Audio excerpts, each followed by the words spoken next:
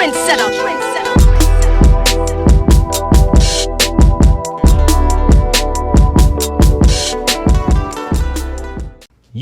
know your name sits among the greats as Elvis Presley, the Beatles, and here we are, this young black man that you know what I mean, like, and you've written for some of the greatest musicians of our era, man. Like, do you ever sit and think about that? Like, whoa, like I pulled this off. Like, is there ever moments where Sean is like, the hell did I just do? Yeah.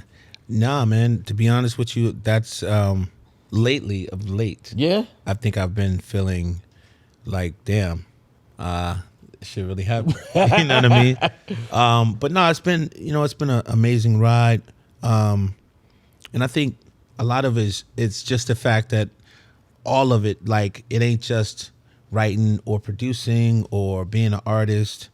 I think it's everything. You know what I'm saying? It's like, I've had the question asked, do you feel like you wish you would have been more successful as an artist versus a hit maker or producer or songwriter? And I'm like, I really feel like it's all one, right? Because it's like, Breakup was a humongous record.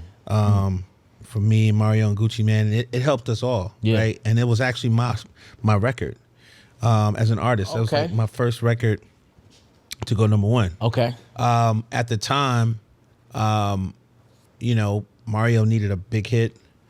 And selflessly, I decided to share that record Really? with him. And that's how I always looked at life, man. It's like, I feel like I can be of an assistance to someone because I know how difficult it is in music as an artist when you're really talented, you've had hits, and you need another one. Right. And for some reason, people tend to sometimes think that that's easy. Yeah. Right? And it's not. Absolutely. I mean, obviously. And it gets to that point, man, where you reach a turning point in your career. It's like, damn, this can be the record, and I can continue on, and I can actually get that look. Or shit, I'm faced with, because people, man, you're only as good as the last hit you had, right? And so I think a lot of times, sadly enough, shit, here today, gone tomorrow. Sometimes they will forget about you, right? And the idea of just staying current is very important. So for me, I've been blessed, man, and so I don't take it as a short. I'm very thankful, and I'm really blessed and appreciative of the fact that God gave me this gift in abundance. Facts, man. My man Sean Garrett's in the building. This is Rhythm and Streets, TrendsetterSense. Sean, when did you, I mean, it's no secret, bro. I mean, when did you, every superstar that I've been around, every serious, multi-successful talent I've been around, always had this level of confidence that was through the roof. When did you know that you were one of them dudes, that you were that, like, great? Like, was it before the success? You know how some people know before those things. I mean, since you knew me, like you knew me, like, what's crazy is, like, I mean, you should tell me, like, because I remember people telling me that I had a certain sense of confidence. I just knew that I just felt like I was better. I was just as good as the people that was on the field, and I knew I was running, like, in a term of, like, running track, I just knew I ran a 3.9 from the beginning, off top, before any major placements, any opportunities. I mean, I feel like, me personally, I feel like it starts within yourself, right? And so I'm an athlete, right? You know what I'm saying? Like, I played when I played Bantam baseball, when I was playing at the DYA. You know what I'm saying? My mom was coming to my games. I was knocking home runs at 6 years old, like, for real. Okay, like, I was laying. Excuse my French. I was laying niggas out on the football field when I was 8 years old, 9 years old. Me and my brother, you know what I'm saying? Like, I always been very competitive. I've always been, like, one of those. What's crazy is, like, when I was like 10, me and my brother we're like big boned, as they would say. So we had to, like, at 10, my brother was 2 years younger, so I had to actually watch my weight. You couldn't weigh over 100 pounds. Okay. So yeah. When you know, I was Major always League, yeah. teetering at 99 pounds, Ah. 98. Yeah. But I could easily go to like 105. But to get to the point of what my mentality was at that time, I was on a diet at 10 because I wanted to play, right? And I was really good, but you could not play if you was over 100 pounds, Right. right? And Right, so I had a regiment when I was 10 years old, right? Of conditioning, eating. So I've always had that mentality. And you know what? It also came from my parents too. Like my mom had a real life, man. Like, she had her struggles really young. You know what I'm saying? I feel like my mom's life has so much to do with my confidence. Okay. She went through a lot of different elements of obstacles. My mom was raped and left for dead when I was like 4. Wow. So it's just like certain things, man. My confidence level has just always been very positive, very strong. And she just taught me to believe in myself and to believe in God. And those two, I never doubted my mom. I never doubted God. And of course, I love my dad too. My dad's been always very instrumental and very supportive of my mom. He was like a really, he was my mom's backbone. You know what I'm saying? So that really always encouraged me in confidence. Yeah. And wasn't nobody ever telling me I wasn't going to get it done. You know what I'm saying? And I've always had obstacles. You know what I'm saying? They've been from the gate, man. It's like they ain't never really they didn't like open the door for me. You know what I'm saying? It's like I've been battling since day one. I've been battling since Lateef, I don't want to hurt you. You know what I'm saying? And that's how we met. That's how we met, man. Shout Shout out Lateef. my man Shout out Lateef. Motown. Yeah, Ace McCloud. What's up? Yeah, man. Little backstory. So Lateef's older brother is one of my close friends who we actually started affiliates together. My man Ace McCloud. So my man calls me. He's like, "Yo, my little brother, he Lateef. He got to deal with Motown. Da da da da. Can he come down? Can he stay with you for a minute? He working on some stuff." I'm like, "All right, cool." So I've known Lateef, Corey since this is Philly. We from basically the same My neighborhood. dad's from Philly. I did not know that. Yeah, and it's crazy because that was one of the things that kind of drew me to you guys, you, Cannon, Drama. Okay. Just because Lateef. That's what people don't Okay. know too. Like my dad's from Philly too, so that Philadelphian. A lot of times people be like, "Yo, are you from the north or are you from the south?" Because I'm from Atlanta. You got for the sure. hybrid thing. You just I know definitely got a hybrid. And that definitely probably is one of the gifts you have as far as making music because your genres.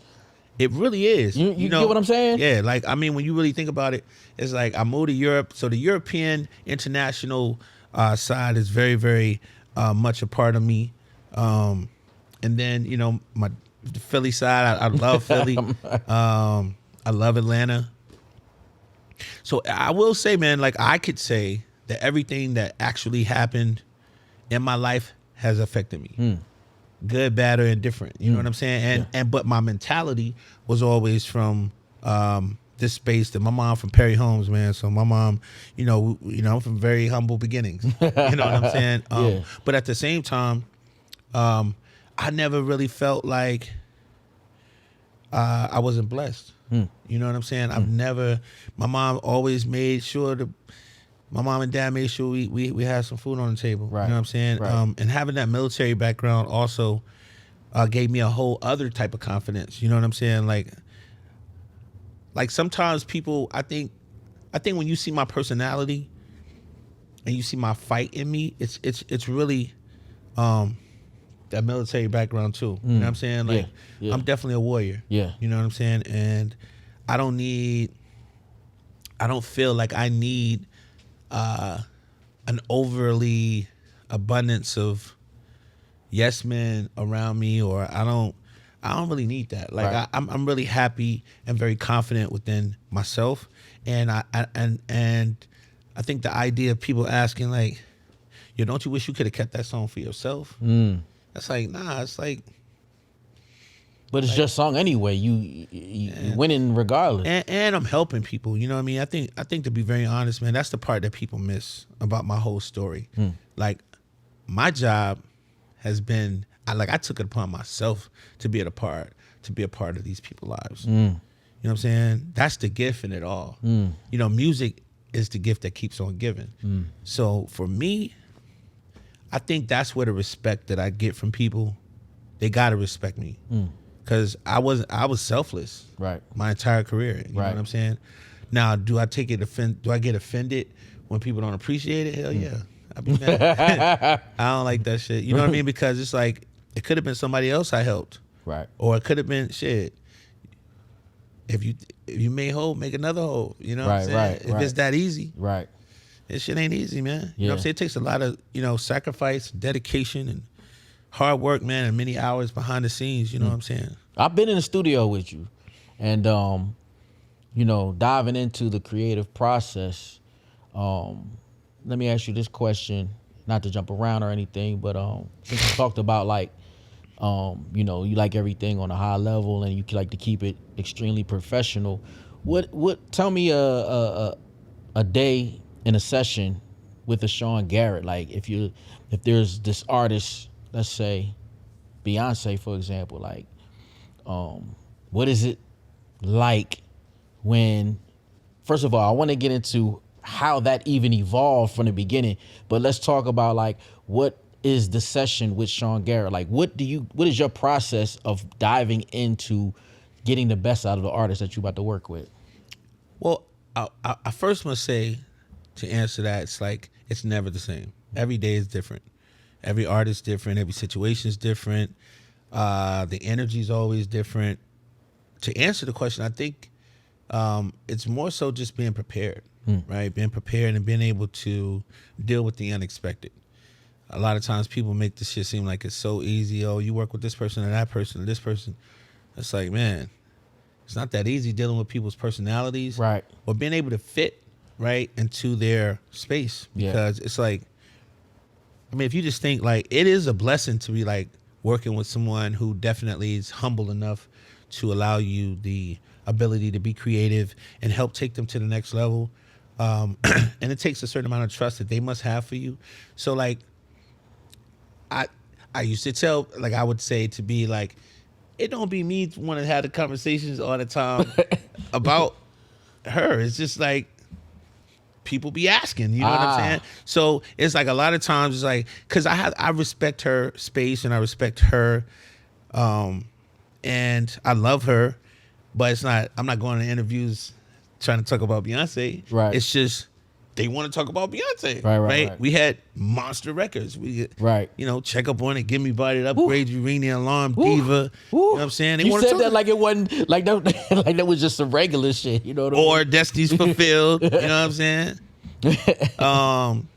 They want to talk about it. And so I've tried my best, man. This is a good example. It's like, I've tried my best to like, I be trying to swerve. You know what I'm saying? Try to, talk about shit, talk about me. Right. Or talk about, but that's what people want to talk about. But it is you though.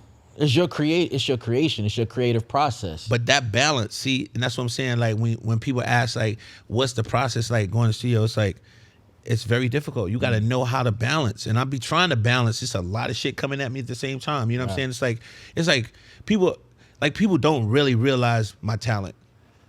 Why you say that? Because my talent ain't just writing songs. I don't just write songs. Like, I'm actually creating, styling, producing, choosing not to, adjusting, balancing, evaluating. Yeah. I mean, it's a lot, man. You know, within those 2 hours, the first 2 hours of a session, the shit could go wrong. So explain that.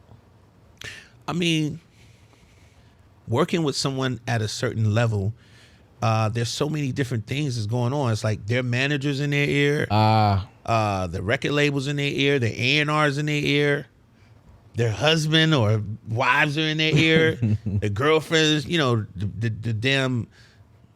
the sack chasers on it. You know what I mean? It's like everybody's in their ear. You know what I'm saying? It's like, and you really are dealing with all of this shit at the same time. Even after so many #1 records that you've written, so many multi-platinum albums. Like, it's still everything still constantly.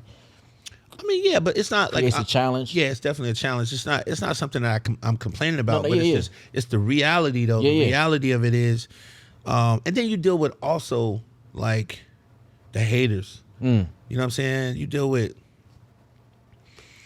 different camps be hating and shit, or different producers be hating sometimes, or it's like it's just like the challenge of like when I came in the game, I was definitely very, I would probably say different.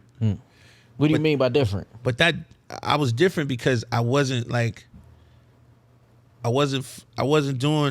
flowing with whatever flows. Whatever you know the what I'm norm was. saying? I wasn't that. Yeah. Right. And it's like the same thing that makes you that. The same things that make you great at something are the same things that people will point their finger at and want you to be not that. Like they don't want you to be yourself. But I am different.